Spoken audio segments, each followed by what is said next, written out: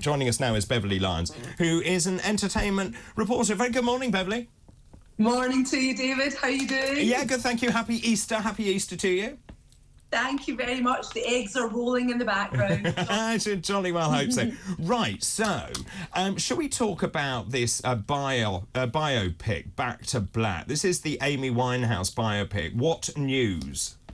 Marissa Abela, who is, of course, in the lead role of Amy, and she was picked weirdly without anybody hearing her sing.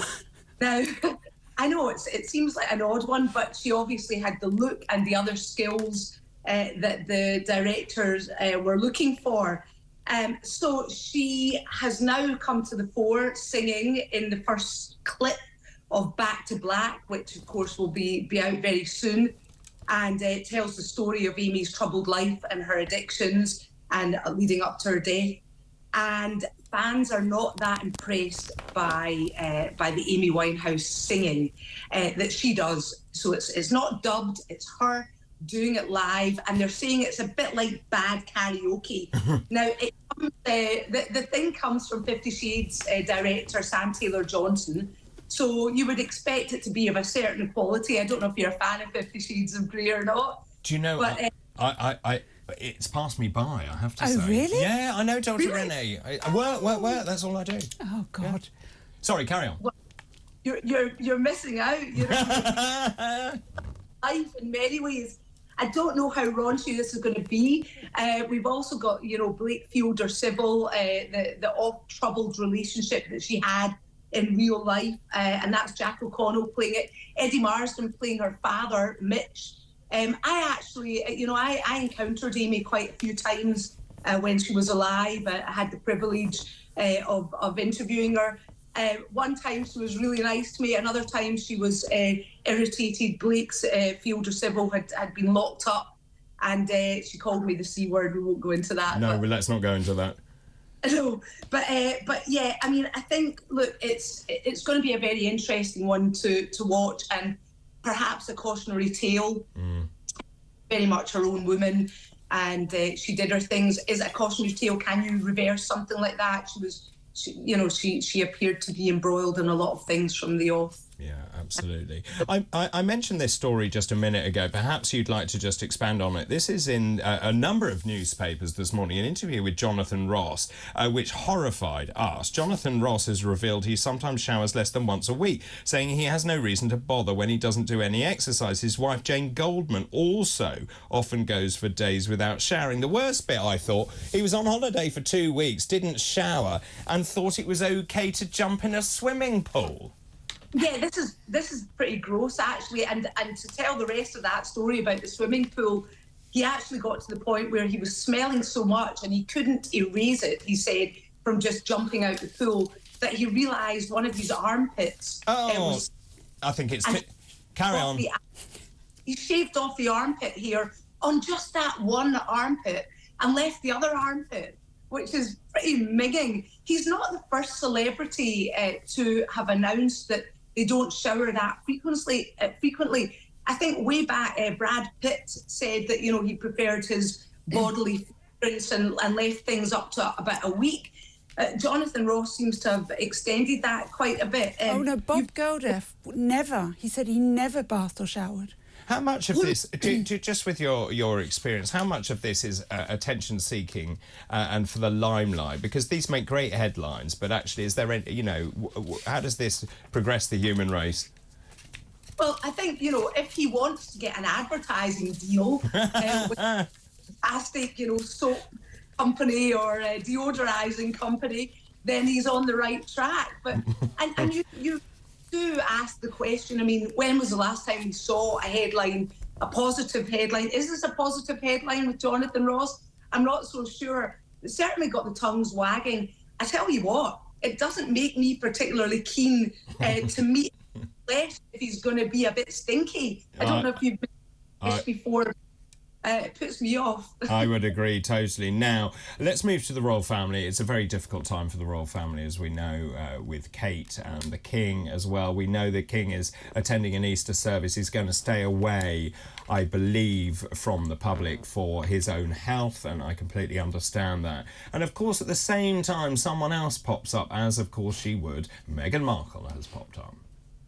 Well, of course, King Charles, as you see, going through many difficulties at the moment, which a lot of us will be sympathising with, and affect so many people in the population.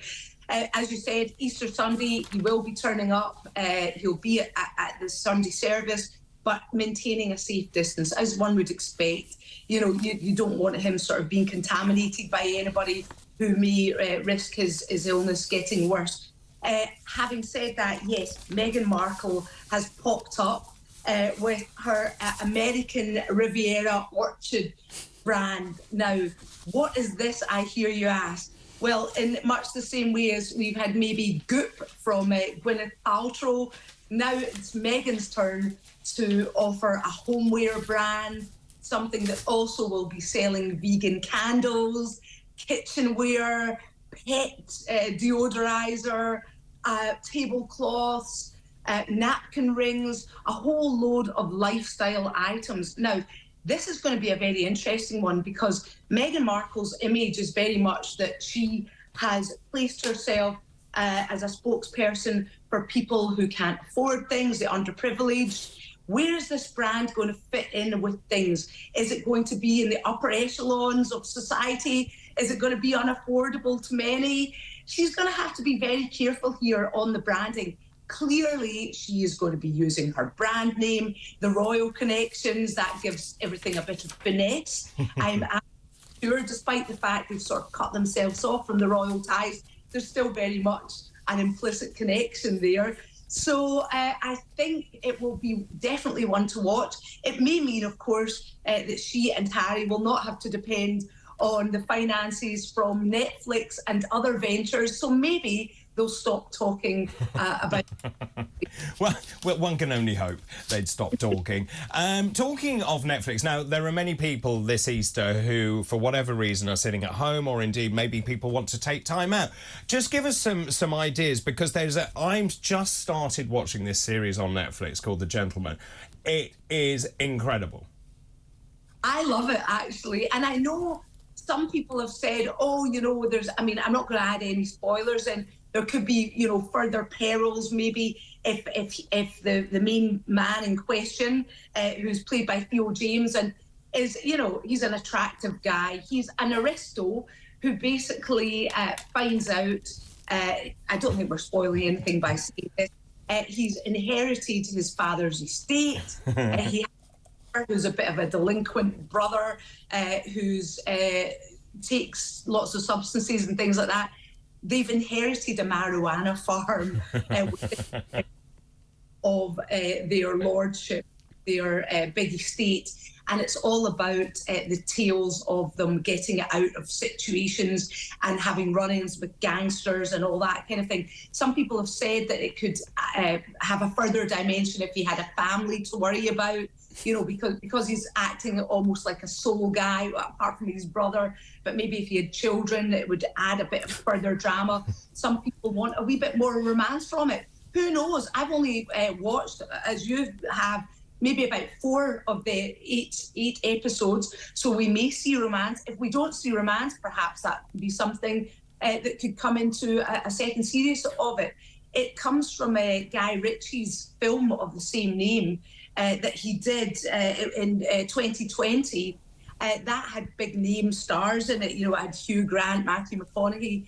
This doesn't. This has got, actually, there is Vinnie Jones in one of the roles in this, and he's brilliant. You know, he underplays his part so well. Well, he's brilliant. He plays the gamekeeper here on the estate, and he is absolutely... Oh, Ray Winston's in it as well. I mean, it really is brilliant. I'm not a fan of Guy Ritchie normally, but I have to say it's absolutely brilliant. What else would you recommend this Easter to watch? Well, there's also, if you've got Amazon Prime, I know a lot of people have Amazon, even if they shop on Amazon, they get it free anyway. As a Premier member, Jake Gyllenhaal is in this Roadhouse. along with, and this is a surprise, Conor McGregor. It's about a UFC fighter, so why not have Conor McGregor in it? He's not obviously the lead role, but he does play a henchman in it, and he did help Jake Gyllenhaal with all the fight scenes. Now, this was actually a remake of a Patrick Swayze film that was done in 1989.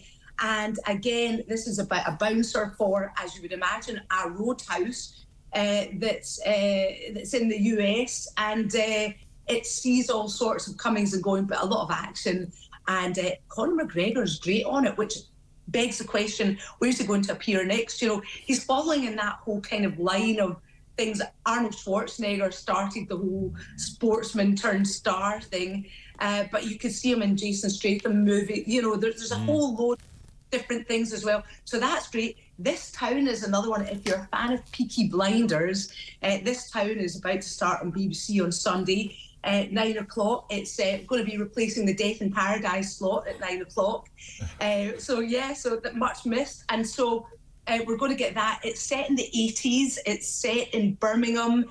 It's a bit grimy. It's a bit gritty. There is a bit of gangsterism involved, but there's a musical theme to this story. And it's all about a poet turned musician, and all about his ventures into the whole ska scene. So if you like your ska and you like that whole dual colouring kind of thing that comes with it and all the outfits, then you can be in for a treat there. Of course, I can't fail to mention a couple of big favourites of mine and possibly yours for this Easter session. What would Easter be like without a bit of Wizard of Oz and also a bit of Charlie and the Chocolate Factory? And we've got both of them showing, as well as Ben-Hur, actually, coming this Easter. I love it. Excellent stuff. Beverley, really good to talk to you. Happy Easter.